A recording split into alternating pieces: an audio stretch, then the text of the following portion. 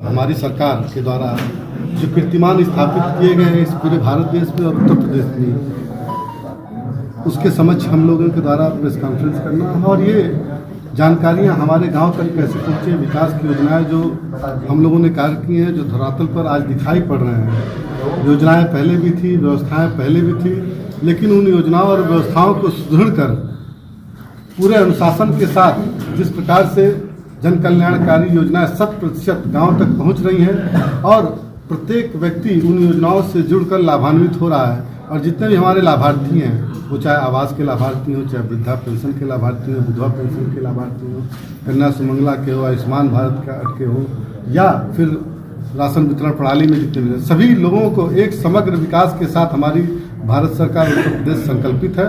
और इसी क्रम में इन जो 10 वर्षों में माननीय मोदी जी के द्वारा पूरे भारत देश में आप सभी लोग देख सकते होंगे कि जितने भी मील के पत्थर थे बड़े बड़े, उनको ख़त्म करके, उनको समाप्त करके, जो भारतीय अर्थव्यवस्था में या भारत देश के विकास के लिए रोड़ा बने हुए थे, चाहे वो 370 धारा हो, चाहे वो हमारे राम मंदिर का निर्माण का हो, चाहे वो ट्रिपल तलाक का मुद्दा हो, नारी शक्ति बंधन अधिनियम का मामला, इन सारे नियमों को सदन में पास करके भारतीय जनता को समर्पित करने का काम किया। उसी क्रम में हम लोग ये प्रेस कॉन्फ्रेंस कर रहे हैं। आज आपका जो है आपके पार्टी को संत कबीर नगर की सीट मिली है, पुनः आप पे भरोसा जताया, क्या कहना चाहिए? देखिए, अभी वार्ता चल रही है माननीय अध्यक्ष भारतीय जनता पार्टी के शीर्ष नेतृत्व से, माननीय अध्यक्ष जी डॉक्टर संजय कुमार निषाद जी निषाद पार्टी के हैं, वो लोग अपना वार्तालाप कर रहे हैं। देखिए, हम लोग का लक्ष्य है 400 पार। 400 पार कैसे हम लोग पहुँचे ताकि हम लोग इस विस्तृत भारत संकल्प यात्रा को पूरा कर सके। आज इस अमृत कालखंड में हम लोग जिन नए कीर्तिमानों को स्थापित किए हुए हैं, इसी क्रम में ये काम है। और सारा जो एनडीए के घटक दल हैं, चाहे वो निषाद पार्टी हो, चाहे अपना दल हो, चाहे वो आरएलडी हो, चाहे जो भी पार्टियां हो, पूरे भारत देश में 38 पार्टियां गठबंधन में, सारे लोगों का एक ही लक्ष्य है कि आपकी बार 400 पार। एक सीट क्यों मिला आपको, और मंथन चल रहा आपकी पार्टी में, जो है बैठक चल रही है, क्या लगता है? प्रिया पटेल को 2 मिला।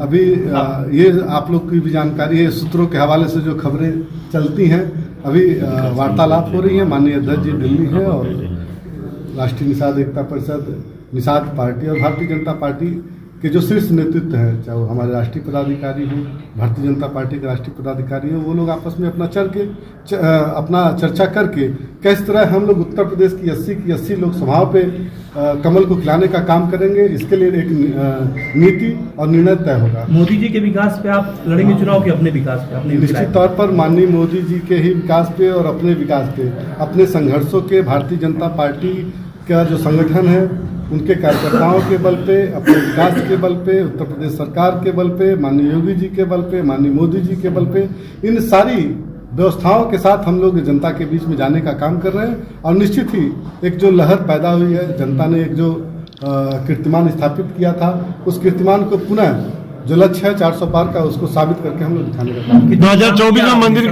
बन गया है, मुद्दा क्या होगा? निश्चित तौर पर आज के दिन में हम लोगों ने कहा है कि रामलला सब पर भारी है, अब निषाद राज की बारी है।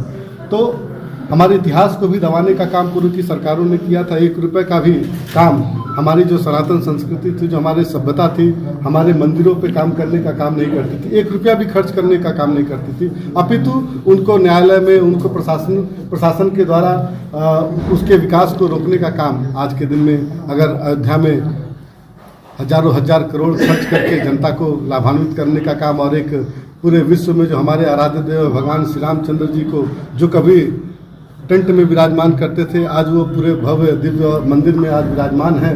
तो ये भारतीय जनता पार्टी और माननीय मोदी जी की देन है। उसी प्रकार अगर उनके आत्मवाल सखा निषाद राज जी जो सिंगेरपुर के महाराजा थे, वहाँ पे भी तकरीबन भारतीय जनता पार्टी हमारी सरकार के और हमारे प्रयास के द्वारा 300 करोड़ से अधिक खर्च कराकर वहाँ पे निषाद राज घाट, राम घाट, निषाद राज पार्क की स्थापना करके एक मित्रता का संदेश देने का काम हमारी सरकार अपने 5 बड़े काम बता दें। निश्चित तौर पर पहला काम आप देख सकते हैं कि हंडिया से महदावल करमैनी तक 593 करोड़ का जो 4 लेन NHAI के द्वारा हम लोगों ने नितिन गडकरी साहब से पास कराने का काम किया। नहीं, 593 करोड़ इस सरकार में स्वीकृत हुआ है। ठीक, अटल स्टेशन के तहत 9 करोड़ 80 लाख, अभी खैलाबाद स्टेशन पे 7 करोड़ मगहर पे, अंडरपास का 5 करोड़ रुपया, बालू शासन पुल का 4 करोड़ 80 लाख रुपया, ये जितने बड़े का और जितने मुख्य मार्ग हैं, MDR रोड है, जो मेजर डिस्ट्रिक्ट रोड्स हैं, उनकी स्वीकृति प्रदान करके हमने जनता को समर्पित करने का काम किया। पांचों विधानसभा में आप एक एक काम बता दीजिए। निश्चित तौर पर मैदावल में जो है आपका मैंने काम गिनाया, हंडिया से वो है, फिर मैदावल का जो मुख्य मार्ग था, धनघटा में राम जानकी मार्ग है, आलापुर में डेडिकेटेड फ्रेट कॉरिडोर बना है, पूर्वांचल एक्सप्रेस लिंक है, ये सारे काम है।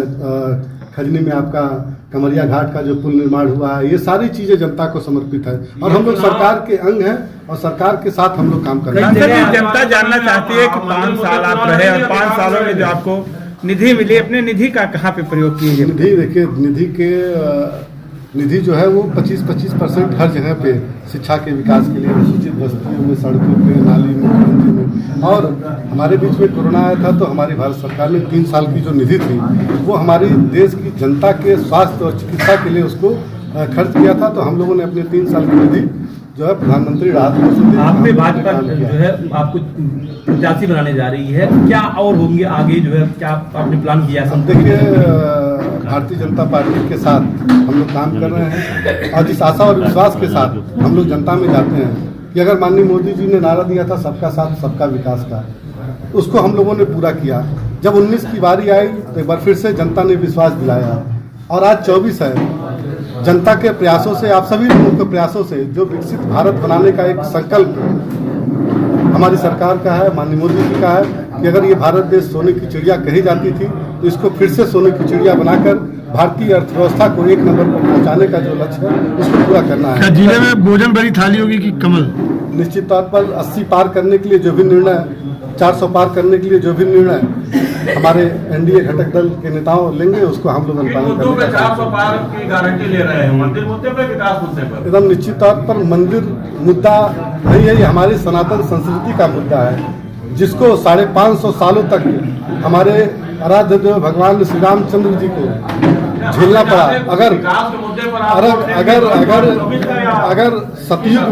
सतयुग में 14 वर्ष का वनवास भगवान श्री रामचंद्र जी ने काटा था और आज हमारी सरकार रहते हुए भी भगवान श्री रामचंद्र जी को 550 सालों का वनवास काटना पड़ा, तो ये हम सभी के लिए भी दुखदायी पल था।